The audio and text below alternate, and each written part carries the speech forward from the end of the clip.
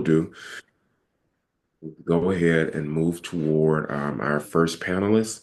And for our first panelist, just give us a brief introduction of yourself, and then let's go ahead and get into your work. So this morning, we will start with Daylan Woodall from First Missionary Baptist Church. Hello and good morning, everyone. My name is Daylan Woodall. I'm the senior pastor of First Missionary Baptist Decatur, first year PhD student at Regent University. My interests are the African American church, the African American preaching tradition, and it's an honor to be here and be with you. I want to start with two quotes by two poets.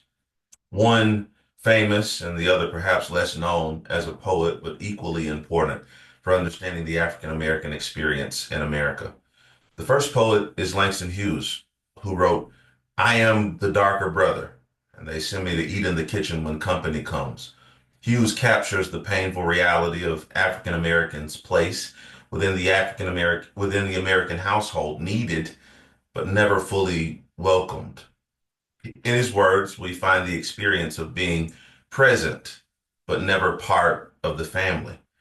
The other poet is B.B. King, who, speaking on a crowded night in a steamy nightclub before turning to his dialogue partner and beloved guitar, Lucille, he said with the gravity that is perhaps best expressed by poets, preachers, and blues singers, "No one loves me but my mother." And I think she could be jiving too. In his music, B.B. King responds to centuries of Black suffering that echo through American history, expressing the profound loneliness and disconnectedness felt by Black people who lived within systems structured to dehumanize them. It is a loneliness that persisted from the days of slavery through his life and the lives of so many in the world around him. It is a feeling that reverberated and still reverberates up and down the fretboard of African American consciousness. These two elements, Hughes's profound sense of exclusion and B.B. King's profound sense of loneliness, compound to create the atmospheric condition in the world around Martin Luther King Sr. and Martin Luther King Jr. Though separated by a generation, both men understood what the poets understood. They came of age in a time that forced them to do battle with the duality that Black people were needed by America, but not wanted in America. If America could be understood as a family, Black people were integral to the operation of the household, but never welcomed at the dinner table. This perceived and lived feeling of exclusion and alienation is our pathway into the lives of both kings and their quest. Martin Luther King Sr. and his son, Martin Luther King Jr., are celebrated for their monumental contributions to civil rights, Black faith, and the Black church. And their accomplishments were extraordinary.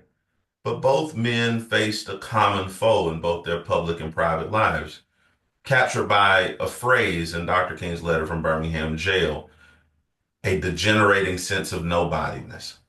Living in a society that devalued and dehumanized them, they were shaped by the society, but they did not allow themselves to become misshapen by the society. Rather than succumbing to the sense of being a nobody, they responded with aspiration, not merely to achieve personhood themselves, but to awaken a broader cultural awareness about the inalienable personhood of their people. And this aspiration permeates all their discourse and their struggle for justice. I want to focus on three things quickly. Defining a rhetoric of becoming as a distinct rhetorical expression, exploring the experience of nobodiness as a multifaceted context, and demonstrating how both kings utilize this rhetoric of becoming to transcend their circumstances. First, defining a rhetoric of becoming as a distinct expression. The rhetoric of becoming is essential to understanding the legacies of Martin Luther King Sr. and Jr. It represents a convergence of race, religion, and society. What they cultivated in their unique rhetorical expression was not simply about overcoming oppression, but about becoming something greater. cultivating personhood and identity, both individually and collectively. The aim of this aspirational rhetoric or rhetoric of becoming was seeking to not only transform themselves, but the society that they lived within and the thinking of others in the society that they live within. For both kings, their struggle was not merely to be seen as individuals, but to make the broader culture recognize the inherent dignity of Black people. The rhetoric of becoming is about cultivating personhood in the face of societal rejections and challenging others to recognize one's inherent dignity. Secondly, nobodiness is a multifaceted context. Nobodiness is not just a phrase in Dr. King's letter from Birmingham jail, but nobodiness is the context from which this rhetoric of becoming emerges. It is a multidimensional context, a historiographic context, an epigenetic context, and a rhetorical context. As an epigenetic context, we give attention to epigenetics, the study of how environmental factors influence gene expressions. Research shows that early life experience can shape gene expressions, and what prior generations experience can be felt by future generations. For the Kings, the environmental experience of systemic racism, economic deprivation, and social invisibility could be understood as an epigenetic signature that influences the life of King Sr. and is, in a sense, passed down to be experienced by King Jr.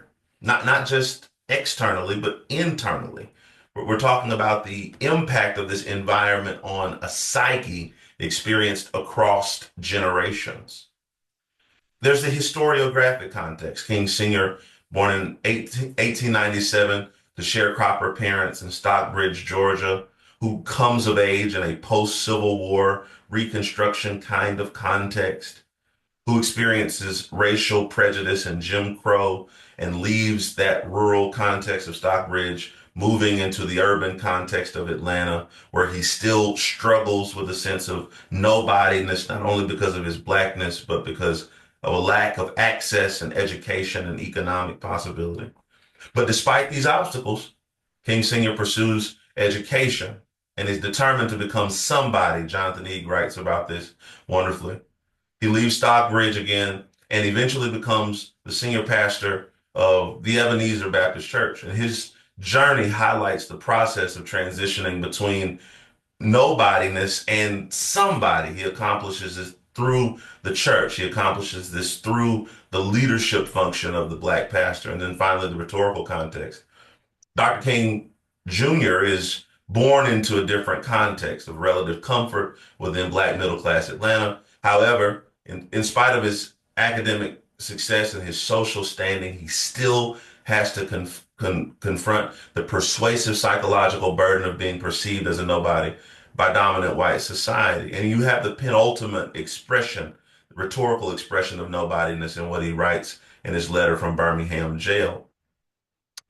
When you cross the country and find it difficult to sleep at night in the uncomfortable corners of your automobile because no motel will accept you, and when you are humiliated day in and day out by nagging signs reading white man and colored man, when your first name becomes nigger and your middle name becomes boy, however old you are, and your last name becomes John, when your mother or wife is never given the respect and the title of Mrs., when you are harried by day and haunted by night by the fact that you are a Negro, living constantly at a tiptoe stance, never quite knowing what to expect, and are plagued with inner fears and outer resentments, when you are forever fighting a degenerating sense of nobodiness, then you will understand why we find it difficult to wait. This is the penultimate expression, rhetorical expression of nobodiness. And then finally, race, religion, and its relationship with the rhetoric of becoming. Both kings' rhetorical strategies are shaped by their faith, by their understanding of God, by their understanding of the inherent dignity that comes through being created. Their belief in their inherent dignity and worth is grounded in the idea that we are made in the image of God. This theological understanding formed the basis of their critique of systemic oppression and their call for justice. For King Sr., his faith is a means of transforming personal nobodiness and ultimately shaping a community as pastor leader to pursue and to articulate and to demand recognition on the basis of inherent identity, pulling away from nobodiness collectively, communally, through his leadership as pastor leader. King Jr. has a more intellectual approach, integrating his theological background with philosophical ideas from Gandhi, Thoreau, and his understanding of civil rights as part of a Christian mandate. He is urging us intellectually, philosophically, and ultimately politically to move as a country toward the direction of removing the stigma of nobodiness from people. In conclusion, the legacies of Martin Luther King Sr. and Jr. are forever intertwined with their battles against the experience of nobodiness. Despite their circumstances, both kings faced a society that continued to deny their worth. Their struggle was not only personal, but social, political, and informed by their unique understanding of race, religion, and rhetoric. Their rhetorical vision of becoming was not simply about overcoming the notion of nobodiness, but it was also about transforming the world around them. Through their words and their actions, they leave an indelible mark on the fight for racial equality and justice. And the rhetoric of becoming, rooted in faith and a vision for a just society, continues to inspire us today as we strive for a world where no one is considered nobody. Thank you. Thank you. Thank you so much for sharing. Thank you. We will keep moving to our friend and brother, NL Transou. He's up here now. Good morning, everyone. I'm ML Transou, and I pastor Prevailing Point Ministries here in Memphis, Tennessee.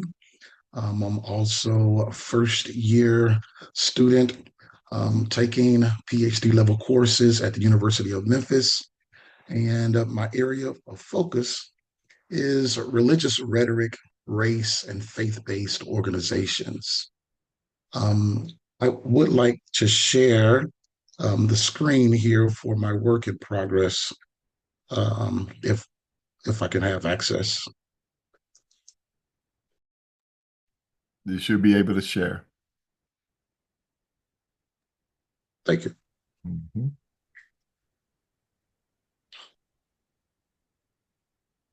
See if I can do this here. Uh,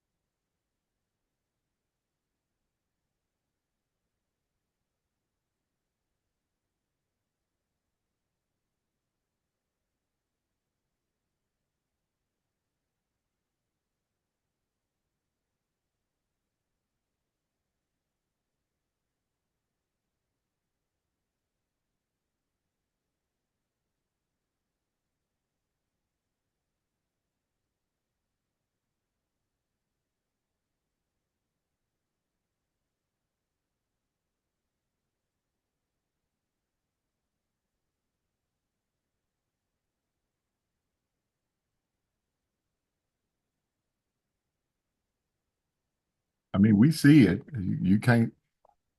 you see it? All right. I was Yeah. just trying to ensure um, that I had my notes here.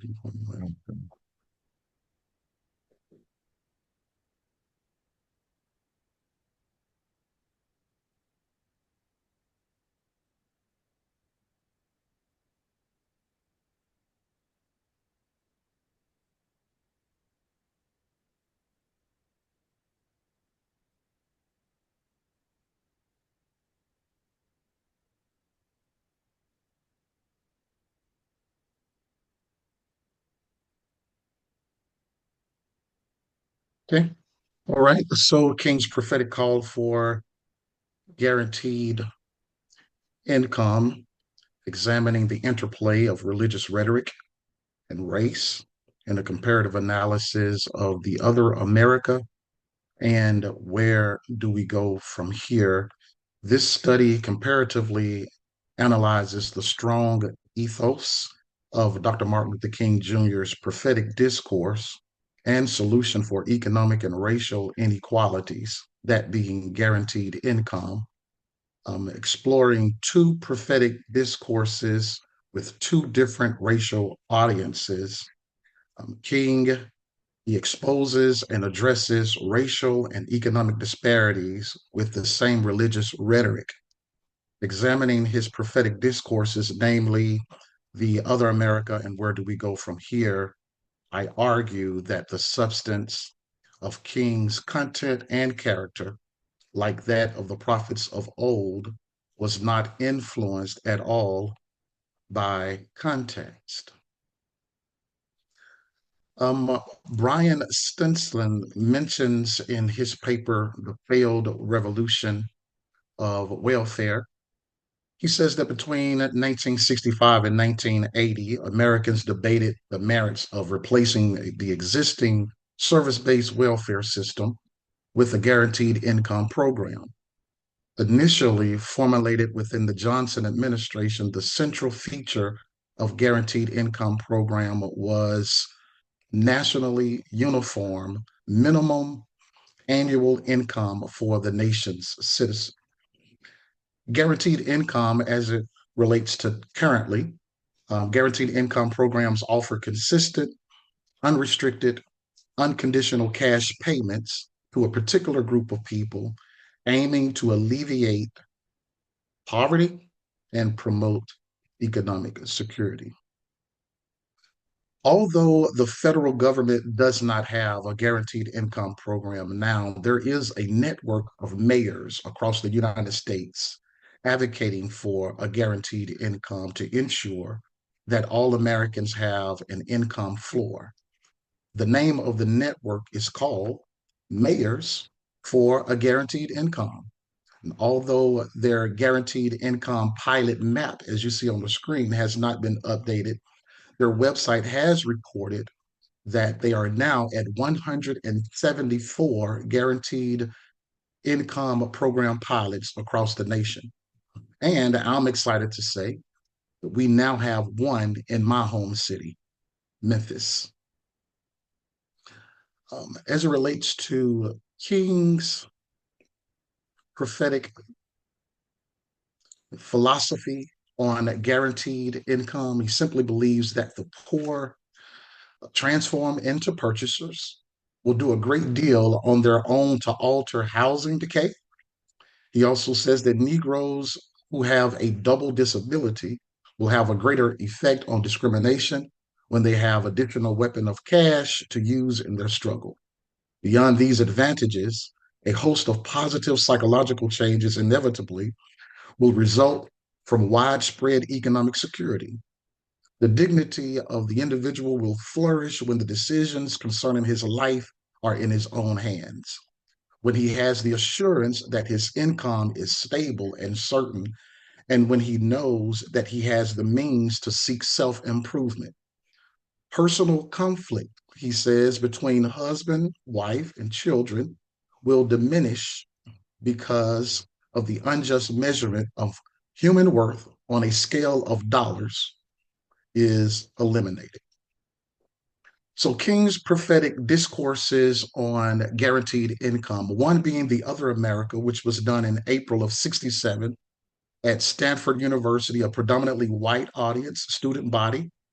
And then we also have Where Do We Go From Here, which was done 4 months later at the Southern Christian Leadership Conference in Atlanta, Georgia, predominantly Black audience, full of ministers and pastors.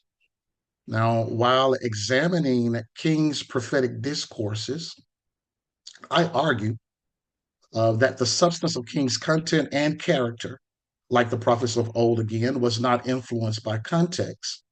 And the methodological framework for the rhetorical criticism of the two prophetic discourses I use, Neo-Aristotelian, also drawing on Dr. Andre Johnson's understanding of African American prophetic tradition.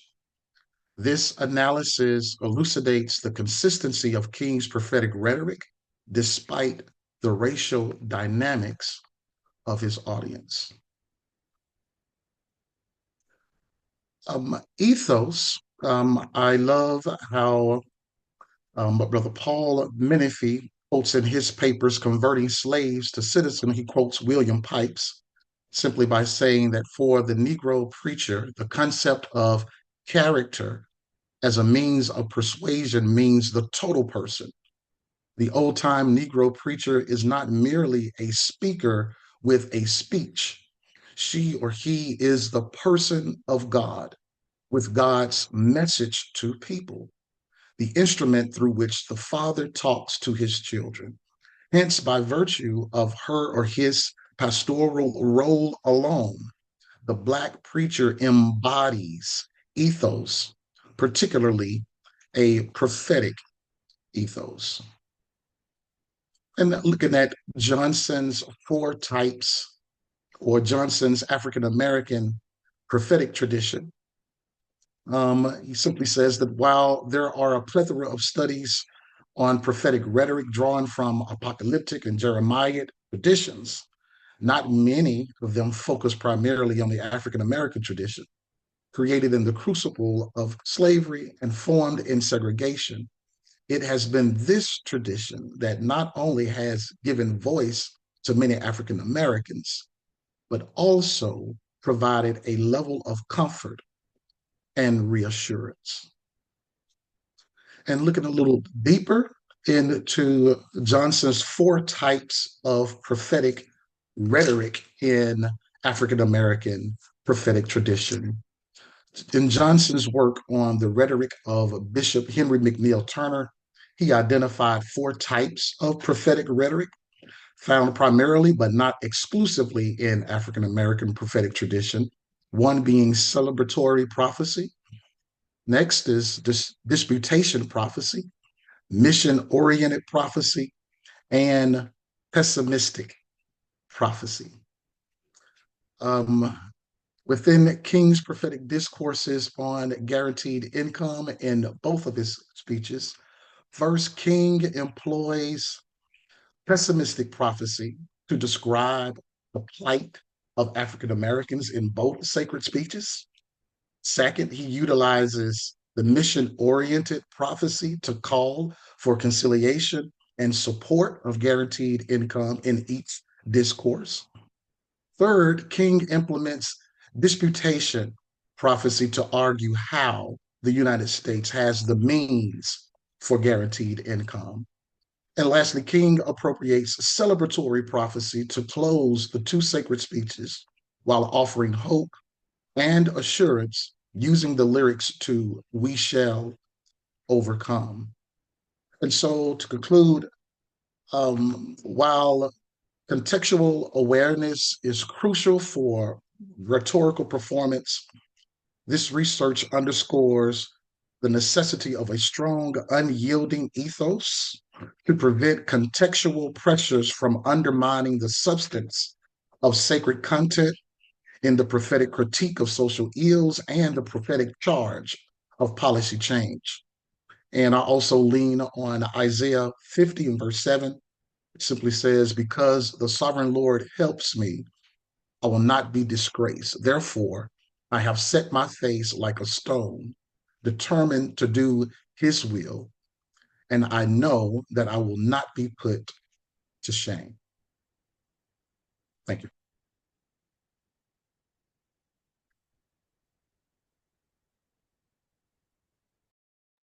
Thank you so much, NL. Thank you so much.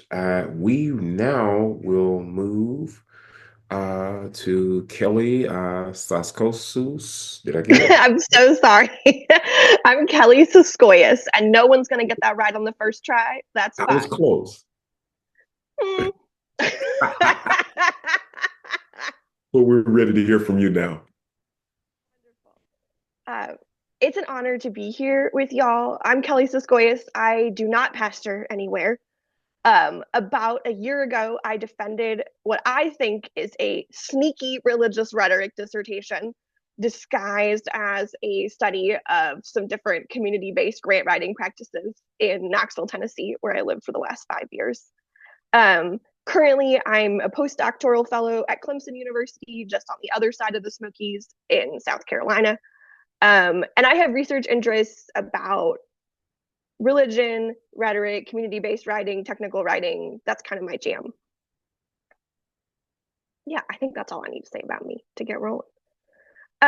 So in this talk, I want to just share one initial finding from my ongoing dissertation research into grant writing from below, about how grassroots, radical, or Black-led food justice movements navigate a grants ecosystem not built for them. One longtime friend, mentor, and research collaborator of mine, Reverend Chris Battle, has been telling me for ages how he draws on and repurposes his 40 plus years working in the Black oral preaching tradition for his grants, vision casting, and storytelling, a community literacy practice that's definitely not a part of how people are currently studying and writing about grants.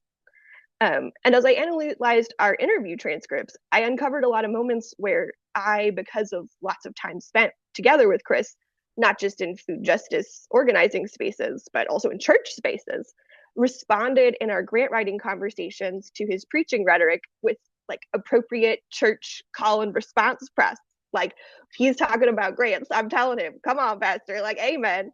When he was really on a roll with calling out food disparity in our community or casting a vision for community change in our zip code.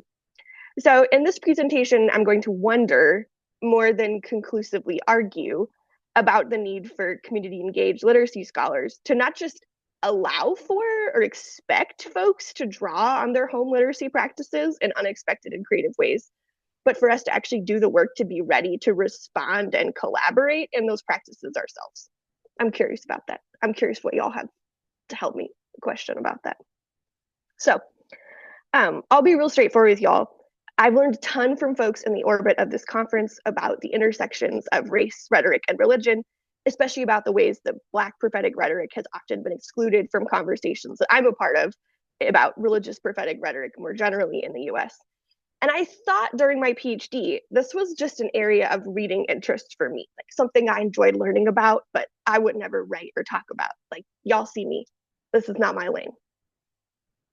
Okay, but in my ongoing research investigations about how these grassroots, radical, and Black-led food justice movements navigate the grants world, I've had lots of conversations with community members, just encouraging them, like, bring whatever writing, research, planning, persuasion practices feel natural to you to how we're going to work on grants together, regardless of how appropriate or correct they feel for the technical grant writing world. And so one of those longest running friends and collaborators of mine is Chris Battle. He runs a community farm in urban East Knoxville. He distributes free produce to low income housing complexes. And Chris just generally starts good trouble about food disparity in Black East Knoxville. And as we wrote and won grants together over several years, I started to get curious about how so many of our co-grant writing practices were so oral, even though orality has never been considered a grant writing composing practice, at least in the kind of ways that people who study technical writing tend to think about that genre. So for my dissertation, when it got to be time to interview Chris about his grant writing work, he's such a good storyteller. I brought up the question of, hey, is this true, this thing that I'm noticing? I think you're more comfortable planning projects and casting a vision for why they matter verbally rather than writing them down and then sending them out to a grants organization. You guys probably already see where this is going. Chris told me a lot about how his background of 40 years being a Black Baptist preacher gave me the practice in telling stories that the two of us used all the time when we would work on grants together. He told me, I used to judge if a preacher could preach or if he could tell a good story by how he told a joke. If he couldn't tell a joke, that means he couldn't get his message across. They don't know how to feel the crowd, or they don't know how to put that punchline in there. And I think that one of the greatest storytellers was Jesus, and that's where I learned to tell stories. He did a master's in Hebrew Bible, which is also a whole bunch of stories. And so I thought that that's something that's made our co-grant writing really successful. He told stories, and I took lots of notes while he talked. And our final submitted grants narratives had a lot of concise, memorable punchlines, questions, humor because of Chris's preaching rhetoric. Even if Chris sometimes told me that it was my job to take his more oral sounding stories and make them sound more professional or more academic, We had a lot of fights about that as a team. I'm happy to talk about that more. So that's one thing I'm already curious about and would love to hear from folks here at this conference about, is how has Black preaching's orientation toward orality, toward storytelling, and toward kind of adaptation and flexibility to this current audience influenced other kinds of writing and rhetoric that they do in other spaces. I'm also curious about how we fight for the value and inclusion of those ways of speaking and knowing in professional spaces that, like the grant-writing philanthropy world, tend to be much more white and much more oriented towards stable written texts. That's not the most interesting part of my talk, though, and I'm not always totally interested in trying to get white people with money and power to make space for the ways that Black people need to talk and work. The crazy thing that I want to talk about is when I went back and reanalyzed these transcripts between me and Chris, it's not just that Chris uses his sermon crafting skills to tell stories and vision craft for grants. I've gone to a lot of churches with Chris. That's a thing we did a lot of together in Knoxville, Tennessee. He gets invited to preach at churches all over the city, and then he'll go preach and pass the hat, and that pays to put money in the gas tank for our Fannie Lou Hamer veggie van that goes around Knoxville. But as y'all can imagine, a lot of the churches doing the inviting and the passing the hat are very white and very silent churches, which is really awkward for Chris if you're used to an audience that's supposed to talk back to you a little bit. So it's my job when the two of us go, and we've practiced this a little bit together because this is not my faith tradition. It doesn't always come naturally to me. That it's my job to be the person who gives him a little something when he's preaching. It's my job to sit in the front row in the center and be like, all right, Pastor, come on, amen, tell him, which is fun for me. And I've gotten a little bit better at it, even though I'm not always sure I'm doing it right. But what I've noticed is that in our grants meetings and interviews, not just when we're in church spaces together, when Chris is using Black preaching techniques, elaboration, alliteration, storytelling, it's not just that he's doing them, we're doing them together. I learned the kind of call and response audience responsibilities that really help him keep going and get going and figure out what's really compelling and meaningful to people and say more and elaborate on that.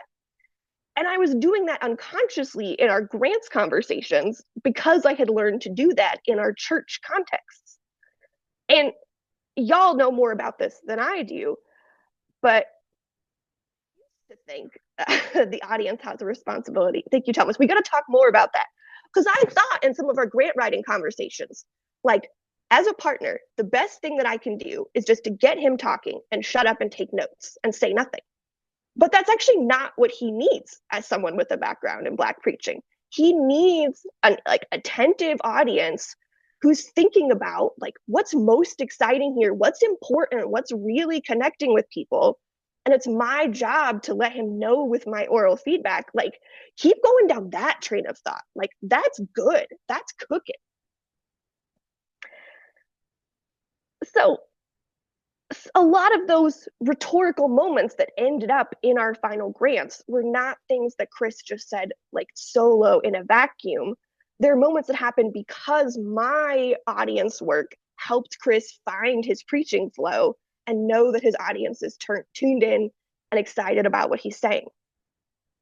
So I want to bring this research on the role of the Black oral preaching tradition in our collaborative grant writing practices back to the technical writing world, less because I think I have anything super insightful to say about the Black oral preaching tradition, but because I think people who want to study technical writing in community engaged ways, they want to make a big deal about encouraging and making space for people's home literacy practices.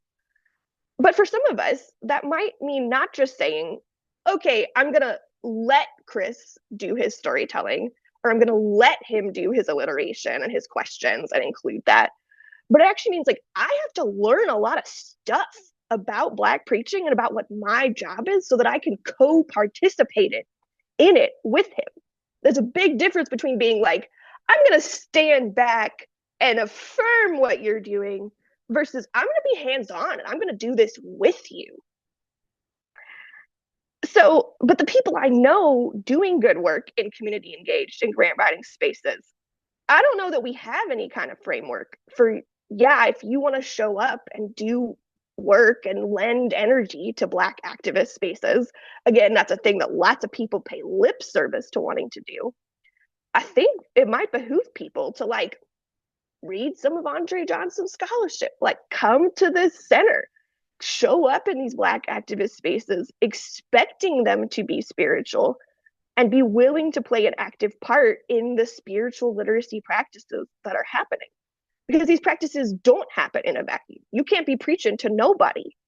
They're collaborative and they need an audience that recognizes what's happening and is responding appropriately.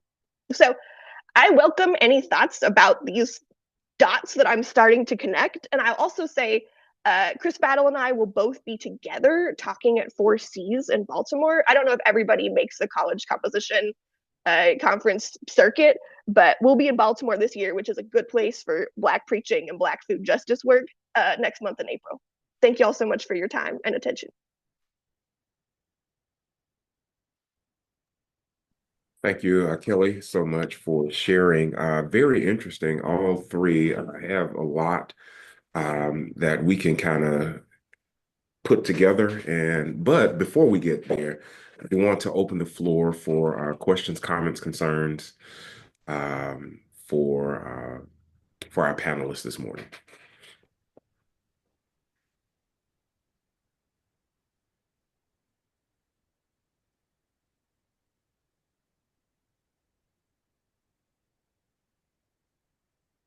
Here's a Black preaching tradition. Will there be one?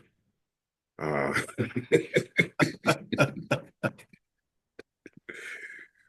Well, I would just start by saying that I thought this, again, another good panel. And I see some connections, of course, as well.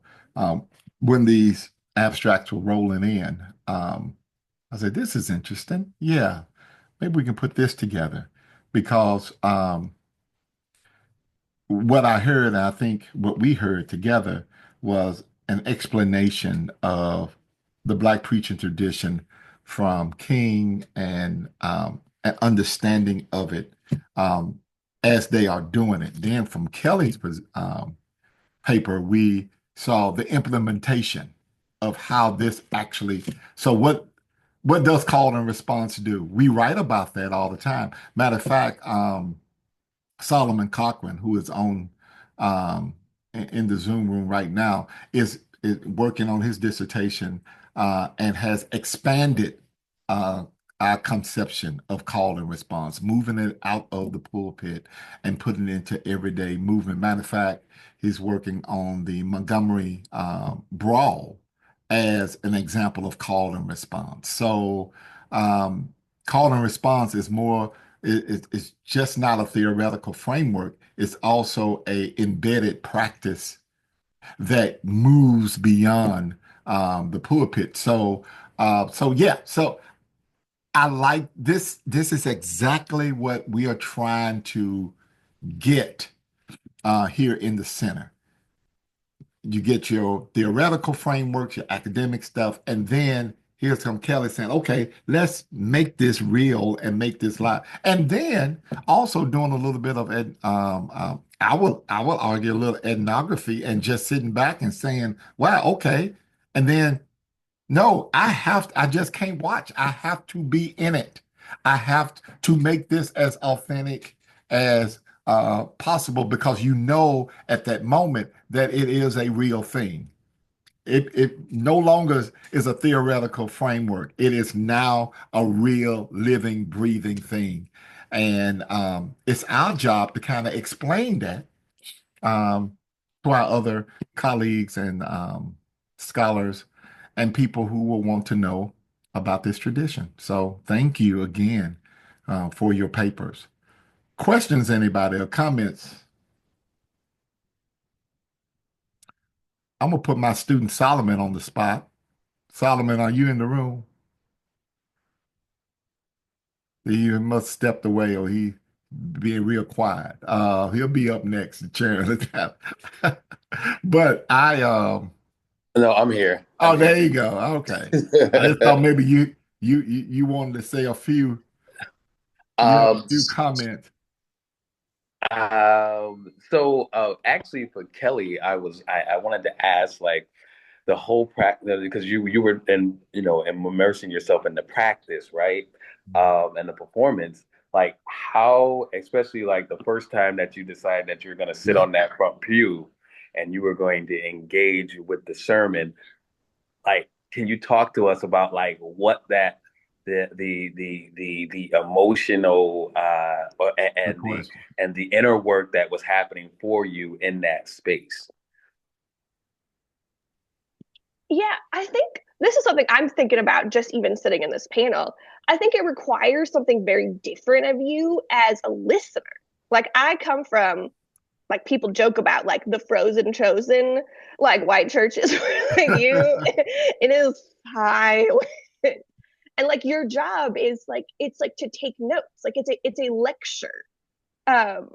Like it's a very intellectual long style of sermon making, which is really different from the types of sermons I've been witnessing, which is, oh, like my responsibility as an audience is not like to intellectually take notes so I can remember them later.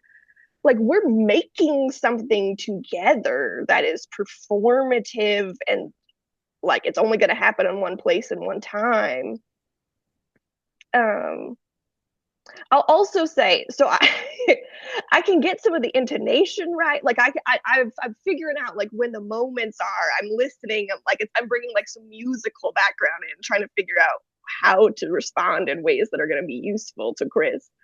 Um, I will say because of my background, there's I think more cussing in my in my responses. It's a fuck yeah, like, which is not. I don't think that's quite correct. Chris says I'm corrupting him, so that affects the language of the sermon also.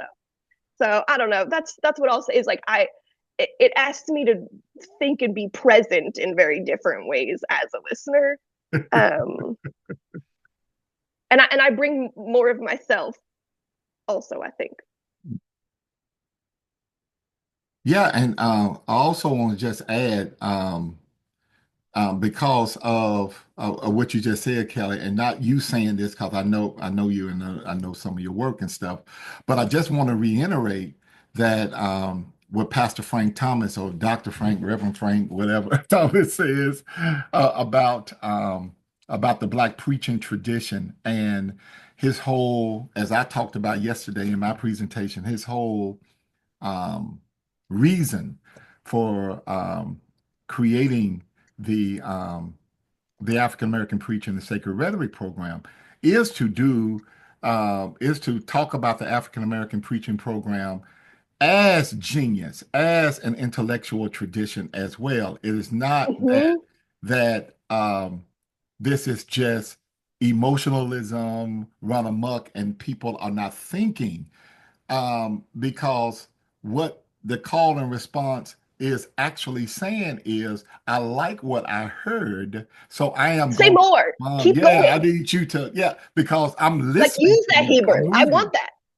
Exactly. So I just want to throw that out there. I Yeah, want people to no, that's so know correct. that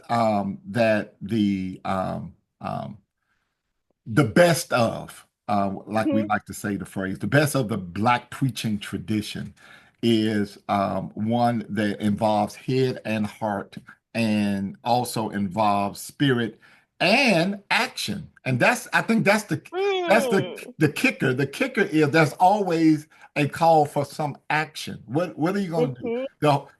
From the coming down and accepting Christ as your Lord and Savior, something as basic as that, or we going out into the community and we're gonna, feed folk, or we're gonna pray for folk, or we're gonna do whatever, or we're gonna boycott, or we're gonna do. I mean, that's all part of the tradition, and those things that you are calling folks to action about. You have thought about it, you have prayed about it, you have discerned, you have meditated on it, and those type of things like that. So, just wanted to throw that out there as well. Mm-hmm. Mm-hmm. Any other? Okay, there you go. All right. Any other questions or comments? So Oh, here yes, we go. yeah, Oh, go Doc. ahead. Go ahead, Carl. Oh, Go it's one ahead. in the I let thought you me. had stepped away. Yeah, no, I'm here. Okay. Um, so I do have one. I think Pastor Woodall. I wanted to go back here, and then I have one for Kelly as well. Uh, First, Pastor Woodall, you suggested earlier that the Kings kind of became somebody, and so I wanted to hear more kind of around this concept as how you're defining somebody per se, because I know you said that it was in the constructs of the church, specifically the Black church, that there's this sense of becoming, and I'm hearing that through I guess through the gates of ontology per se, but I'm more so concerned with how are you defining or using somebodiness in your ontology with the Kings. Thank you. Thank you for that question. I'll try to be brief. I think that's a great question. What I was gesturing toward, or what I'm hoping to capture, is that the Black church and Black faith affirmed their inherent somebodiness, right? That the Imago Dei, which the Black church um, articulates and shapes, not only for pastor, but for parishioner, says to people who live in a culture and context that are telling them you are nobody, right? The culture and the context is telling them you are nobody. The Black church affirming the Imago Dei says that you have inherent somebodyness. You are important by virtue of the fact that you are made in the image of God. What I mean when I talk about a rhetoric of becoming is moving from that space where that principle of somebodyness because of the image of God is shaped and crafted and affirmed, moving from that space where that is understood internally, right, in the community, and taking that outward and saying to a culture that is propagating a different kind of message, no, no, no. I'm already somebody, right? I already have inherent dignity. I already have personhood, and insisting that to a culture that is trying to diminish that and ultimately destroy that. So, when you read Eg, and I'm done now, as the Black preacher says, I'm close.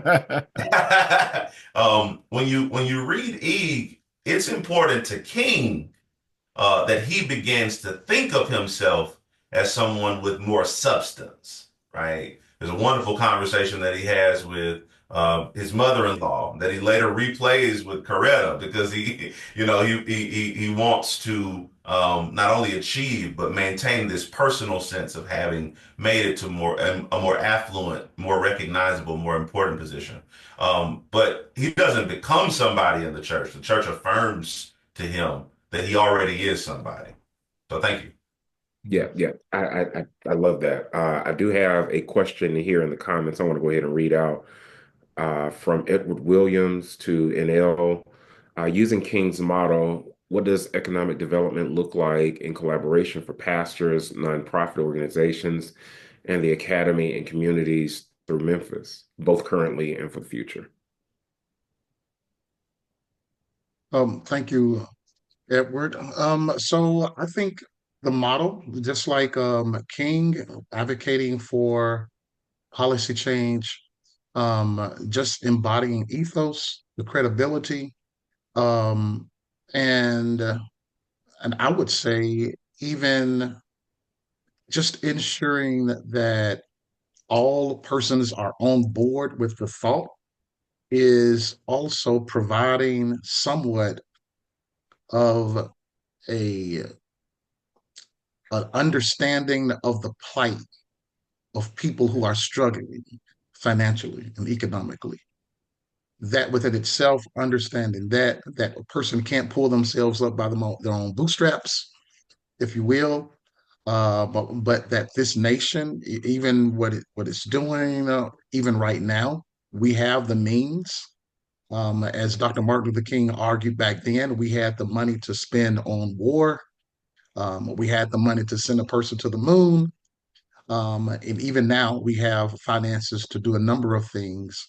And it seems as if um, poverty is not on the top of the charts, but I think utilizing King's method, the African American prophetic tradition, I think that would solve for this particular problem.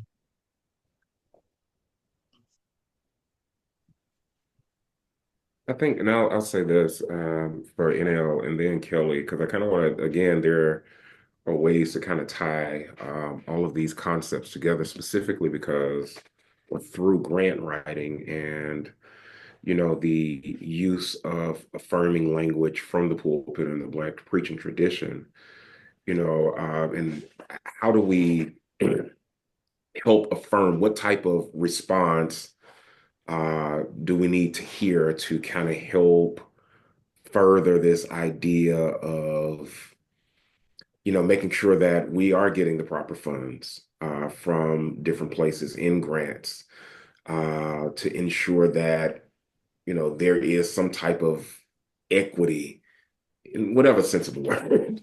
How do what voices do we need to hear? Because like Kelly's saying, she's using her voice from the Black preaching tradition to affirm in these moments. Like, are there specific voices we need to affirm, right, as we're looking to kind of seek out of these grants or seek these equity opportunities? I'm trying to formulate these things, but there is something.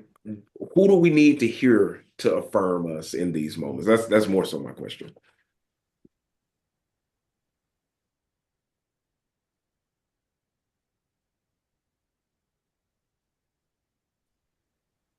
That's a powerful question. When I'm thinking about who do we need to affirm us, one of the things that we talk about a lot in our grant writing together is so much of the grants world is set up around like the people you need to affirm you are the people who are going to write you the check, right? Like I need Mr. Rich so and so and Mr. Foundation to say that our work is good enough to fund. But like we don't always play those games. We when I like talk to Chris about like who is he thinking about reading the stuff that we write, like a lot of times we'll talk, I'll listen, I'll take notes, I'll turn those notes into sentences, and then I'll send it back to him. And there's lots of parts, about like the plan for what we're gonna do that Chris is like, yeah, like that's fine, I'll just sign off on it. The most detailed edits that Chris has ever had about our grants are about speaking truthfully about our community. Like, no, no, no, no, no. We didn't move farm locations in 2017. We were evicted because of gentrification and we were renting land. I need that to be in there because I need the people that I'm writing and talk about. Like, that's the people that we're accountable to in our grant writing, is the community that we're working with and working around and living with. And like, I honestly don't know. Like, I don't think a single person that Chris works with reads our grants narratives and tells him, like, affirms to him, yeah, you're speaking truthfully about us. But in terms of the people that we are writing with their affirmation in mind for, like, it's the community, it's not the funders, which sometimes means we're writing grants that are, I actually think a lot about your prophetic pessimism concept sometimes, Andre, when we're writing these grants, is like, sometimes we're writing grants to piss funders off. Like, you just need to know the truth about what's happening in this corner of your city. We don't care if you read it and you never fund us. We just needed to go up there and say, this is so bad and you don't care. Mm-hmm. And that's not like, I don't expect them to change something because of that. I don't expect them to write us money. Like, we're not saying that nicely or in a flattering way all the time. I just need you to know that we see how white Knoxville works and does not care. Right. There is a question, Carl, from Nicole McDonald in the chat, and it's directed to Kelly. Do you use humor in in your grant writing. Humor is one way. Many Black preachers get the frozen chosen to relax and respond differently to the preaching. What about humor, the role of humor? we we use a little bit of humor. I think humor is really like Chris is hilarious. Like I need you guys to know this. I'm a little funny, but Chris will bring the house down, and he's never met you 5 minutes before now. But I think one of the things that we especially use humor in our grant writing is like when I say grant writing, I don't literally just mean like we write a narrative that we mail into people. I mean all the steps that go into writing that. And a lot of what goes into that is often like you got to meet with the program officers and somebody invites you to apply and there's like an email back and forth and sometimes there's a phone call and sometimes there's a site visit.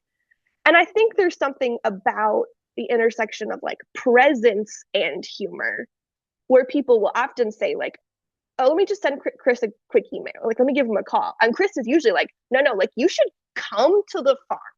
Like you got to come and see what we're doing. Actually come to the corner of the city that's hard to get to because of urban planning and the way that urban removal has happened in East Knoxville. And like that's where he could be the funniest is if you come to his farm and meet him in person. So like there are like little moments of humor where we'll put something into a grant. Maybe we'll tell like a 2 sentence story as a way to like open a door and build a relationship. But like relationship building is core to what we're doing. And a lot of the way that we do that is like, I want people to come and be here with us.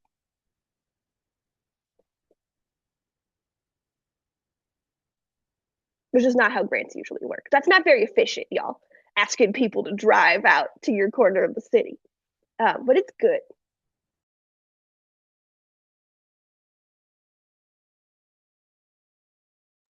All right, thank you.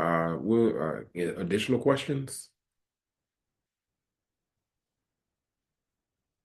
More comments?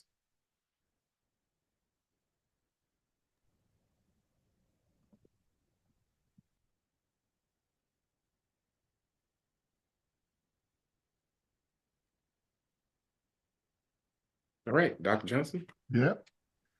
Well, we can, if there's no more comments, oh, wait a minute, NL just put something in the chat. If we don't amplify the prophetic voices in the community, how will we recognize the Fannie Lou Hamers? That's right. So, and we have to know that sometimes those voices are going to be tough for us to hear. And maybe one of the reasons why we don't hear those voices is because when we do hear them, we tend to shy away from them. And so um, then we'll go back and say that, hey, there's nobody saying anything about this. Oh, yes, it is. I mean, people have been talking about certain things. Um, it's who's listening or who's around to listen. So we always have to keep that in mind as well. Can we show some love for this wonderful panel? Let's give it up. And we got a little bit of more, little time. It is 9:59 by my clock, so the next panel does not start until 10:30. I see some people are already in the room, but we will come back at 10:30 for our second panel today. Thank you so much. Thank you so much again for your contributions, and thank you for being a part of the first virtual conference of the Center for the Study of Rhetoric, Race, and Religion. See you at 10:30.